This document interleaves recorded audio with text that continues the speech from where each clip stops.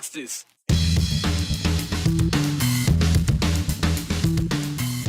Our job is not to rush through this week and write whatever just to make people feel good. This is more important than that. Well, the 2021 legislative session is officially over. And while this week may have gone quickly, it was hardly a rush job. It only took 311 days to get here. The city of Boise, home to the only Anne Frank Memorial in the U.S. Well, tomorrow, that memorial is going to break ground on a brand new human rights center. It's not even Thanksgiving, and already the Grove Christmas tree has already had its yearly mishap. Starting to sense a theme here. The clerk will lock the machine and record the vote. Vote count shows 37 in favor with 24 against and 9 absent. The House is adjourned, sine die. And just like that, on day 311, the Idaho Legislature wraps it all up. Probably no further down the road than they left it back in May when they kind of went away for a bit. Joe Paris joining us now to kind of break this all down. We're just going to get right to it because, well, so did the legislature. 3 days they were in session for this extended session, 3 days this week, that is, to try to do something. And in the end, they did nothing. Am I right? Well, they didn't do nothing. But when you explain to people at home, Brian, you know, what's the end result of this? Yeah. What laws were passed? No new Idaho laws were passed, but I can show you that this piece of legislation, technical piece of legislation, which I know you can't see, that's really the end result of the legislative session. And Brian, that piece of paper I was holding, it's essentially a letter to the Biden administration to tell them that the Idaho legislature and the legislative body, they are telling them that we strongly oppose your vaccine mandates for federal workers and private employees. So the House and the Senate both actually signed off on what they call a joint memorial resolution. Really, it's a formal notification from the legislatures. It's saying this is a formal statement we're giving, and of note, and it's actually noted in the fiscal note here, they're going to put some postage on it and they're going to send it to the White House. That's what it's going to cost. A strongly worded letter that they're sending to the Biden administration, as your memorialists, they started that letter.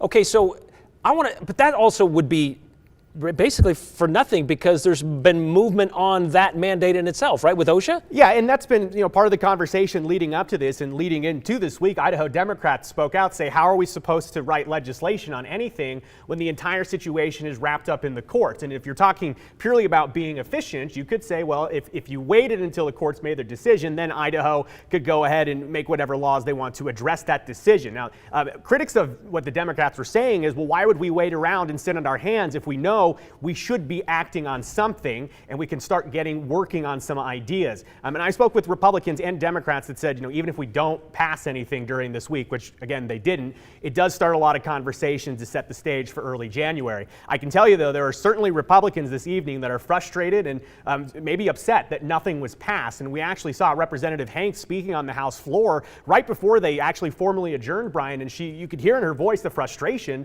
that she felt like she had an obligation to her constituents, and her constituents wanted her to go take on action at the State House, but nothing happened. Because the House got to work Monday and Tuesday and then sent a couple handfuls of bills to the Senate. Today, they took up just 3. Right, and the 3 pieces of legislation that passed the Idaho House yesterday, and if they would have cleared the Senate today, they would have been headed to the governor's desk. But all 3 pieces of legislation that passed the House yesterday, they were killed in a committee early this morning over on the Senate side. So that kind of set up the day to show, well, if the Senate isn't going to pass this, essentially the House has no options. And I really want to get to a soundbite here from House Speaker Scott Bedke, and I spoke with Speaker Bedke just after they sine died, and we kind of spoke about how there was no result at the end in terms of passing laws. Here's his thoughts, his instant reaction. We nearly got there. We fell a few votes short. I believe that you can bridge those types of differences with more coordination, a little more communication. Everyone, if they had forgotten it, got a good reminder that this is a bicameral system. There's a House, there's a Senate. And The House needs to work better with the Senate, and the Senate needs to work better with the House if we're going to come to resolution on some of these issues. Now, also, when we're talking about, the end result that they didn't pass any laws, I want to be very clear. This wasn't a lack of effort. Idaho lawmakers, Monday, Tuesday, Wednesday, they were working early in the morning, deep into the evening. Now, what does this cost Idaho taxpayers? The real estimate is it's about $35,000 a day for 3 days. So ballpark about $100,000. That costs the daily stipend for the lawmakers, but it also covers the other things inside the state houses, other staff services, and other resources that need to be paid for and powered when the lawmakers are in the building. So could you say, yes, it costs $100,000 to not pass any legislation? You could definitely say that, but it's a little simplistic in the sense that there were some very interesting and very important conversations that happened in the committees. They didn't produce anything. It wasn't a fruitful session, but it does set us up for January. Strongly worded letter, Joe. They got that done. Well, I guess on top of all of that, 58 cents for postage. 58 cents per postage on top of that $100,000. So yeah, you're right. It does set the stage for what they want to do or what they will bring up as soon as they get back into that 2022 session. Thank you very much, Joe. So the center of the action today was in the Senate State Affairs Committee. There was consideration and discussion of those 3 House bills. That was 414, 417, and 419. There was discussion from committee members, stakeholders, and the general public. Even from other members of the other chamber. Representative Brent Crane took his 2 minutes at the microphone to try to sell the importance of passing House Bill 414, the one that would have protected an employee's right to claim a religious exemption without having to be questioned about said religious exemption. He said he knew of some large companies, didn't name them, that weren't accepting all claims of religious exemptions, and that process needed to be addressed. I believe passing this will send a message to business. You guys have stepped over the line here, and we in Idaho strongly believe as a legislative branch that the First Amendment is paramount and needs to be respected. So basically it was just a message that needed to be sent, he said. Necessary? That's the other question. Despite Representative Crane admitting those companies had since eased their exemptions based on religious reasons, and despite the Idaho statute that already exists in Idaho that protects the free exercise of religion. So that possible redundancy was called into question a couple of times, along with other questions, with the committee members reminding Representative Crane, there's a remedy for that, and it's through the courts, not the legislatures. That an employee has a problem with an employer, take him to court. Crane also pointed out, not all these people want to do that, go through that process, can't afford to, just want to work. But then about 2.5 hours into that committee hearing, during the public comment period, Senator Grant Burgoyne took some time to point out a few other things. Some things that stood out to us, and some things that many might have seen as obvious, and pretty much made it clear why the session was likely going to end the way it did, without any action taken, because, there really wasn't any action taken when the 3 large southern Idaho hospitals put their COVID vaccine requirements in place. Senator Burgoyne pointed out they did so without government intervention, without any government telling them to do it. There were a lot of ways under current Idaho and federal law to attack what those employers did. Now, whether those attacks would be successful or not, I'm not saying. But there were a lot of ways under current law to attack those that were not exercised. Instead, it was immediately go out on the street with a sign and yell and scream as loud as you could about how unfair this was. But we have to craft legislation, as Mr. McClure was saying, that protects people on both sides. When we look at freedom from only one angle, my angle, and I forget everybody else in this room, that's not fair and it's not right. And it's a great idea, something that seems to have been lost by many, according to many, especially over the last session or so. They think something should be done, just not right now when it comes to the bills that they let die in that committee. They believe there needs to be work on these bills. And Senator Burgoyne also mentioned the adversarial approach many take to these legislative sessions. This idea of putting bills in the stark terms of wins versus losses. But he said that's the wrong way to look at it, and the wrong way to look at what happened over these last 3 days. To use an often overused phrase, in essence, he asked people to trust the process. This week wasn't a waste of time, in the senator's opinion. He hopes they were able to take what they learned this week and bring it back in 7 weeks for the start of the next legislative session. A lot of what ifs thrown out there today, and a lot of them posed over the last couple of days. One of those was posed by one lawmaker, Representative Ilana Rubel of Boise. She had her own what-ifs and asked the Attorney General's office to weigh in on these 3 bills, which is not an uncommon practice for the legislator to do this. So Deputy Attorney General Brian Kane did some research and gave his opinions on these bills. First, House Bill 419, it would have made it illegal for a private business to require employees to disclose their COVID vaccination status. You may have heard it as the Don't Ask, Don't Tell bill. Well, if this had passed and signed into law, it would have conflicted with the OSHA mandate, which, as you just heard, has since been suspended. It also would have put businesses funded by Medicare and Medicaid in a difficult position because they couldn't comply with this bill and maintain federal funding because, well, they couldn't answer that question. It's one of the lawsuits Idaho joined onto with several other states. House Bill 421, another one that passed the House yesterday, would have made it illegal for the state to deny anyone access to a government venue or to make an employment with the state dependent on vaccination status. In the opinion, Kane says the law would have prevented private businesses who rent or lease public spaces from requiring testing or proof of vaccination status in order to go into it. It means things like Tree Fort would not be allowed to require proof of a negative COVID test or require anyone to show vaccination status to get in because, well, they're using public property. Kane says it also would have made it nearly impossible to require vaccines of any kind for students or for employees at state-run medical providers. Finally, there was House Bill 415, another one not brought up by the Senate today, but basically it would have prohibited employers from requiring vaccines or preclude employers from requiring vaccines for any religious belief. Also, it allowed an employee to object to a vaccine on grounds or for no reason needed, just basically a personal reason. Because the term employer is not defined, it could apply to anything, including parents looking for a babysitter. We heard this brought up during debate yesterday, meaning parents wouldn't have been able to ask if their potential babysitter is vaccinated. Kind of that one back and forth as well. Only House Bill 419, the first one, where we talked about the religious exemptions, we talked about it, actually made it into a Senate committee, but like all the others, it was held there. So all those what-if opinions from the Attorney General's office, turns out they weren't even needed. And if we haven't made it already obvious, this is something that, well, from the beginning of what happens today, the goings-on today at the State House, is so Idaho. This time of year, most lawmakers have jobs outside the State House, so calling them back can sometimes interfere with that. Some are attorneys, you know, they're working, some are teachers, they're in school, jobs where PTO might need to be used in order to attend. But there are no days off, that is, when you work on the farm, especially this time of year. You got to get it done.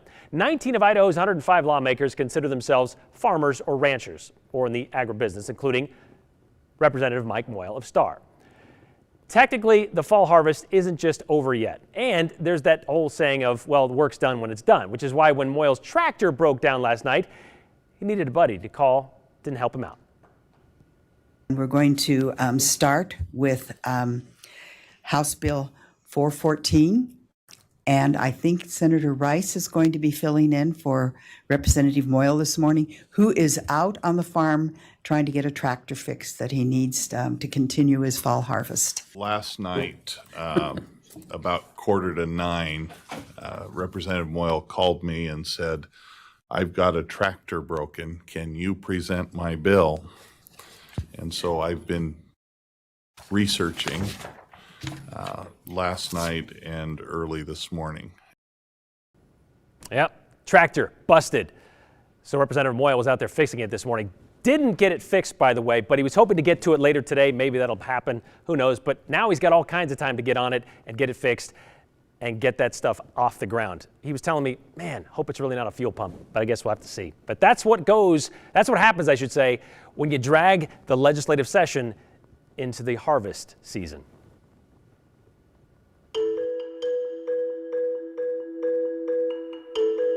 Promoting and protecting human rights. It's the mission of Boise's Wassmuth Center. And soon, they're going to have their own space to empower others to do the same.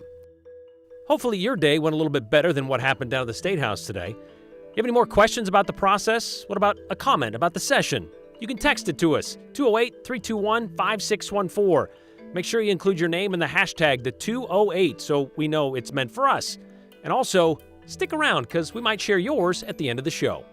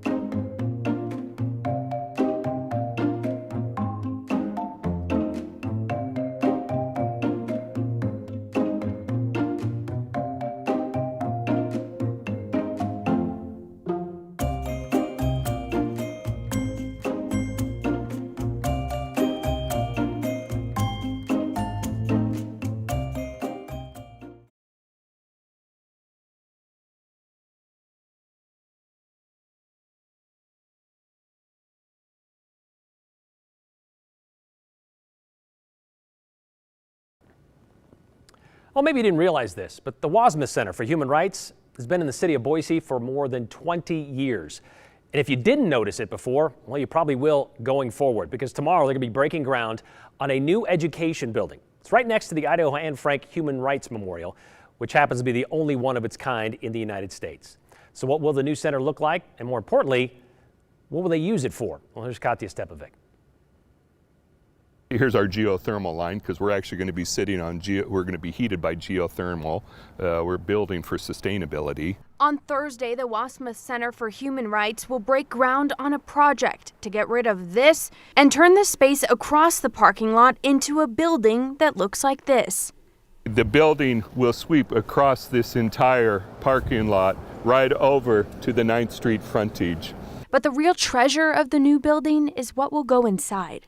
Over the years, our work has so grown, and as we deliver programming not only on site in the memorial, off-site we're in classrooms, companies, communities throughout the state of Idaho, but online we're reaching national and international audiences. For the first time in our history, all aspects of our work will come into one building. Boise is home to the nation's only Anne Frank Memorial that greets over 120,000 visitors every year.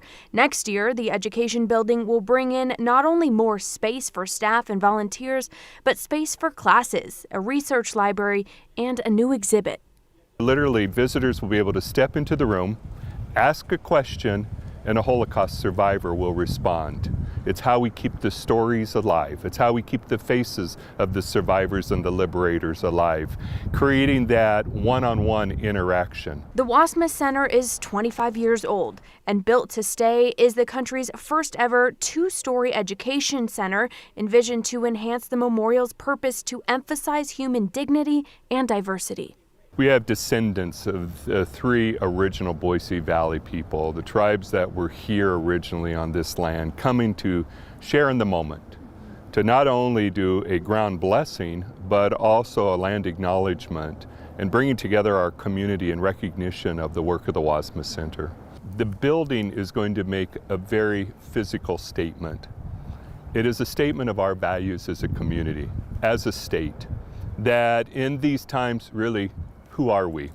What are we? And what are we committed to? In a time where bringing the community together may be needed most.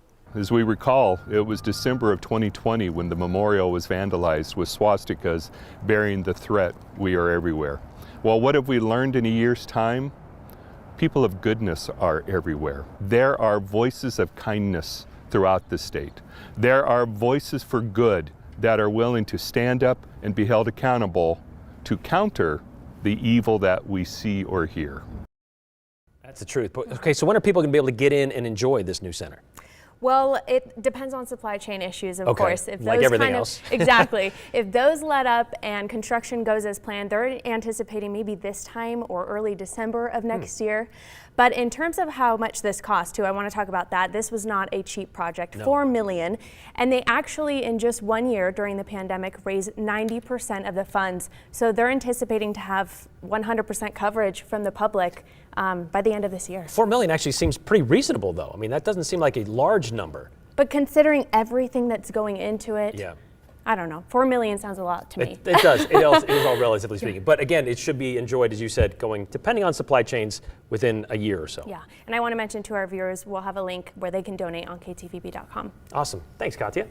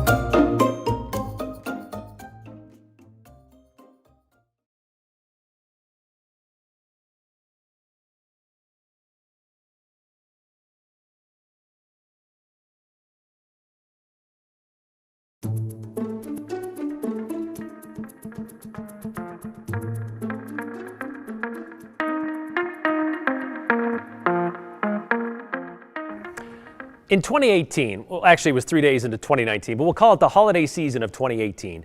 The Boise Center Christmas tree was the victim of vandals. Remember when someone climbed it and stole the star from the top, only to return it damaged? Cost about $500. Well, then in 2019, the tree, maybe in a bit of foreshadowing to the year ahead, just fell over days before the lighting ceremony. And man, the star was damaged again. Well, this year, there's another snag with the downtown Boise Christmas tree. And again, it has to do with the star. This year, though, it's more of a question of where to put it. So they just put the tree up today. It's that time of year again. Yeah, I see that. Time for holiday decorations downtown. Tis the season, right? And nothing says Christmas like standing a tree in the middle of the Boise Center. It'll be prettier when they have decorations on it, but it's pretty nice. We'll get to the decorations in a bit, but first, you got to get your security cables. Check. And your security fence. Check. I think it's great. I can't wait to see it all decorated and at nighttime and see it lit up. Makes everything a little bit better. You know what else would make this year's tree a little bit better? The top third, that's for sure. Oh, I thought you were going to say you can't wait to see it all. Well, looks like the top's missing a little there. It looks like it's sort of upside down. Yeah, this Grove centerpiece is missing a top. Would it surprise you to learn this is their second effort this week? Really? Yeah, they tried it on Monday, but the blue spruce they found had a curvature of the trunk. That's a problem, and it broke. So the Downtown Boise Association found another tree, this 45-foot cedar. Well, it was 45 feet, until it somehow broke on the back of this trailer. So here we are. But this isn't the only year we've seen a Grove tree mishap. It actually fell down one year. No way. Yeah, the top's been stolen. I mean, not like this. Not like this. But the actual ornament top. But this is something different. Maybe they'll find another tree that fits on the top. Well, the way it's gone this week, I don't know. So what do you think they should do? Leave it? Fix it? Leave it. Gives it character. It's like Charlie Brown. Kind of sums up the year, doesn't it? Yeah, you know. It's all right. All it needs is a little love. Don't we all, though? All right, so I spoke to the Downtown Boise Association today. They say they are planning on fixing it probably tomorrow because I don't know if they got through to daylight today. There is going to be a tree lighting, well, not necessarily a ceremony, but there is going to be a lighting of the tree. It's just going to happen the day after Thanksgiving, not a formal ceremony like there has been in years past because of, well, pandemic protocols and such. But keep in mind, that does start the Downtown Boise Christmas holiday season, and the following Saturday, that also starts Small Business Saturday. So it's all underway.